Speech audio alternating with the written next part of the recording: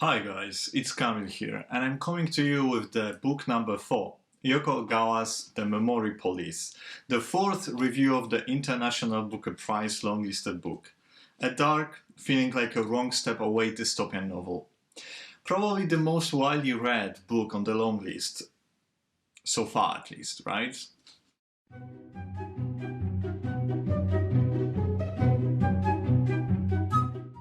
The novel is set on an isolated island ruled by an authoritarian regime, keeping a hard grip on its population with the help of the memory police. The latter, the memory police, is your typical authoritarian secret police on the lookout for political opponents. And those political opponents are represented in Yoko Ogawa's novel by everybody who can retain memories. In this dystopian world, now and again, various things are made to disappear. Or, as it's phrased in the novel, they are disappeared from the island. The spectrum of possibilities is endless. Those can be birds that disappeared, roses, or simple items like calendars, photos, etc. The possibilities are limitless, and with the progress of the novel, we observe how the regime's ability to make the objects disappear is increasingly gaining ground. The interesting thing Yoko Ogawa does in this novel, and what at the beginning might be a bit confusing, is that the disappearing of object is not a simple fantastical disappearance. Ogawa is more interested in asking questions about the definition of humanity. Therefore, the objects do not simply disappear, they are still there the moment they are made to disappear.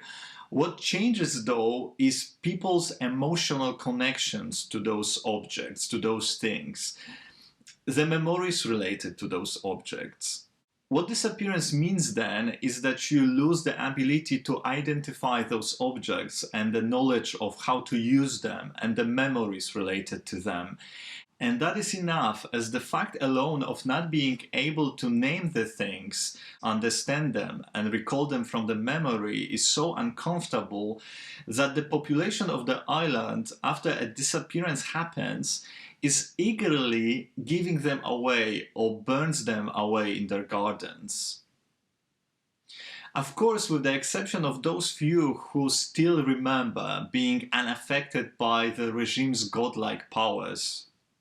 There are three significant characters in the book. The writer, the main character of the novel, whose mother was one of those people unable to forget, and whose abduction when the writer was only 10 years old left many questions unanswered. Then there's the editor of the writer, who is the second significant character of the novel. And early on in the novel, he finds himself in danger of being just another victim to the memory police, as he finds it more and more difficult to pretend that he forgot the things. The third leading character is the old man, the helper of the novelist, an old friend of the family. There's not much of a plot here in this novel, but still, I don't want to take away the pleasure of discovering it. Therefore, I'll stop here so we could now talk a bit more about the themes and the ideas discussed here in the book. The main theme I see here is the musing on what makes us human, and this is being connected to the overarching criticism of the current society we live in, or maybe it's a warning for the current society we live in. I'm talking about the warning as with the disappearance of every object, the hearts of the population of the island become more and more numb. Very early in the novel, when the novelist talks with the old man, she expresses the fear of islands slowly turning into absences and holes with every object disappearing. The disappearance goes faster than creation. Disappeared objects are not substituted. So she fears that once everything is hollowed out, there will be nothing left, and eventually the population of the island will disappear without the trace too. When I read about the roses and birds disappearing and then eternal winter coming in, I was reading it as a comment about our disregard to the environment and our growing lack of appreciation of nature and its beauty, all of that being given up in favor of our constant pursuit of banal, empty possessions. But Ogawa goes farther than that. She talks about our continuing self-damage, our ability to give up elements that constitute the essence of our humanity, and she seems to criticize our eagerness to accept whatever comes for the sake of keeping a peace of mind and relative security. Parallel to the narration of the memory police, there are chapters in this book dedicated to introducing the chapters of a novel the main protagonist, being a writer, works on. It's a story about a typist whose voice is being lost and is trapped in a typing machine, with which she eventually is locked up in a tower. Those chapters, very quickly turning into quite gruesome, are dangerously leading the way for the main plot of the memory police, and seems to represent the populations of the island compliance with the regime's oppression. As the population becomes more and more compliant, the system grows more oppressive, until, as you imagine, there's very little left to save. It's beautiful how this parallel story written by Ogawa's character becomes a sort of a prophecy. It's also quite admirable how skillfully those two stories, the main one and the embedded one, are intertwined by Ogawa. The essence of our humanity when lost seems to be leading to an irreversible state where the few ones who were able to sustain it are like a voice of one crying in the wilderness. The editor does whatever possible to spark the memories, aka the humanity in the novelist and her old friend, but he just meets their puzzled expressions and their disappointment of disappointing him. I love those type of ideas-driven novels, you know that, as it turns the reading experience into more of an intellectual and philosophical exercise than anything else. Ogawa doesn't seem to focus much on building intricate plots, and a bit more about that later. She doesn't even name her characters. She focuses on the ideas, and that worked very well with me and what I look for in a novel. One of the strongest elements of this novel is the language and the imagery. Ogawa's writing is subtle, smooth, almost silk-like, elegant, yet there's often something dark and unsettling behind it. Of course, this is also due to the brilliant job of a translator, Stephen Snyder. I was convinced that the calm in the room would assume an almost physical form, like a gas leaking from the stopwatch he held in his hand.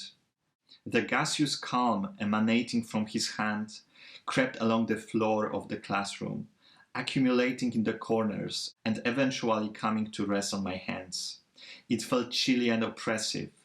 I had the feeling that the least movement of my fingers would rend the membranes of silence and everything would fall to pieces, and my heart would begin to pound.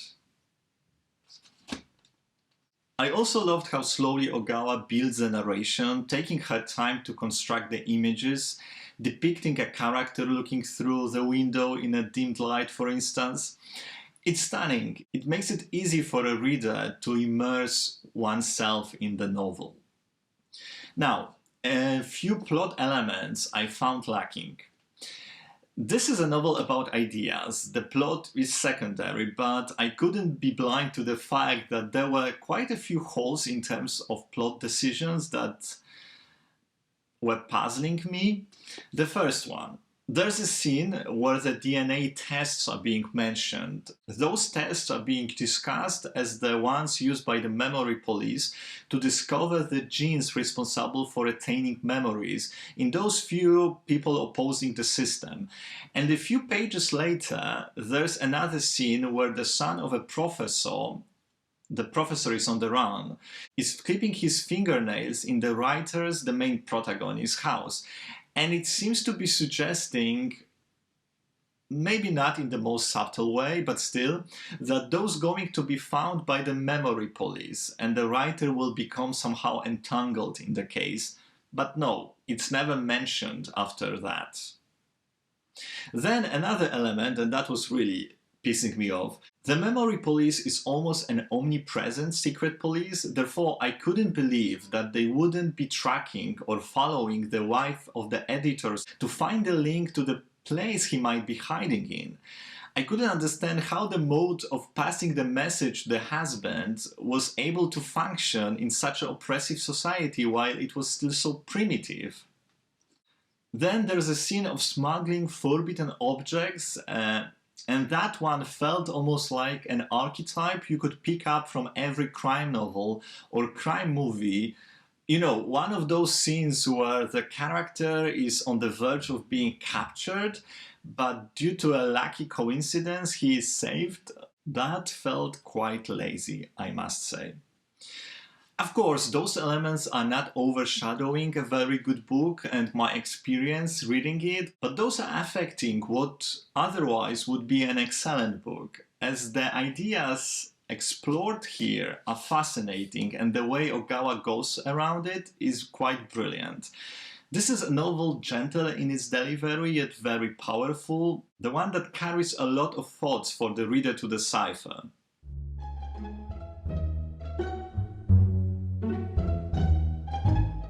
The novel was first published in Japan in 1994, and I guess because falling into an authoritarian regime is always only a few steps away, it resonates still so well. And even probably more so now, as across the globe, it feels as those few steps are even fewer now.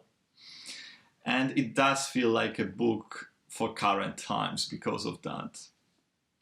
Not mentioning the most recent events that forced us to seek safety in the walls of our own houses. I don't know about you, but to me it does feel quite surreal and a bit worrying.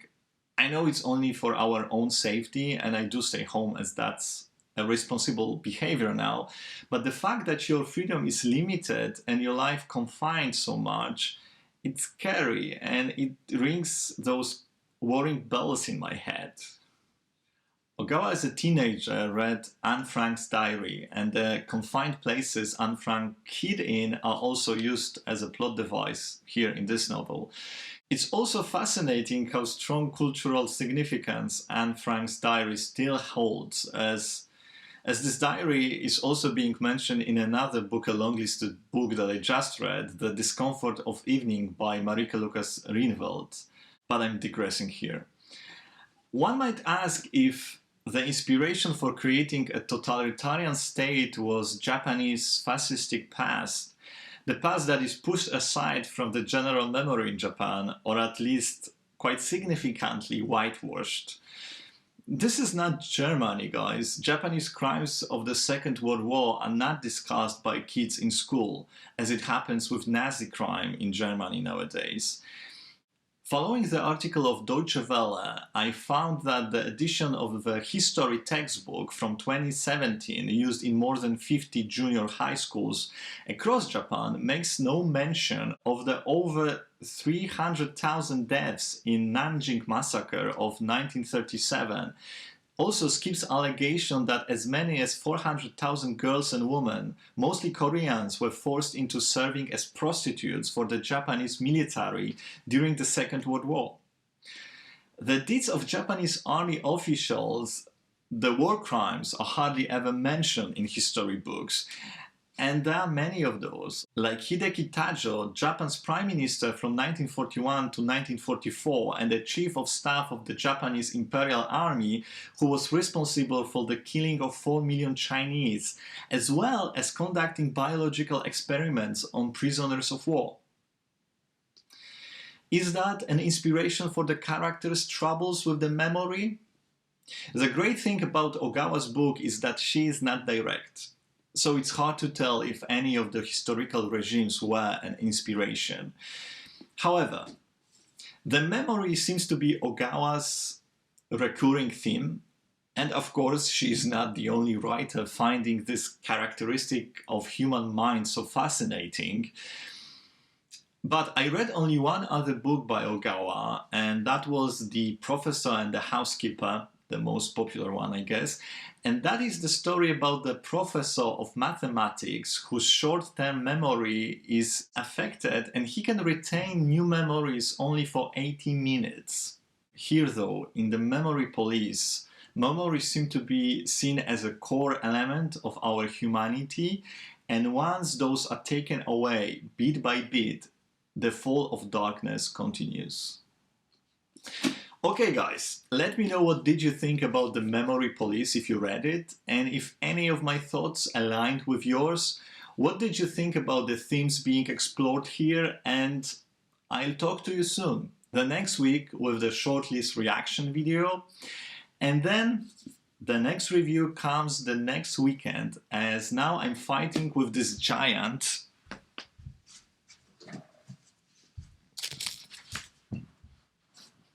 The Eighth Life by Nino Haratischvili.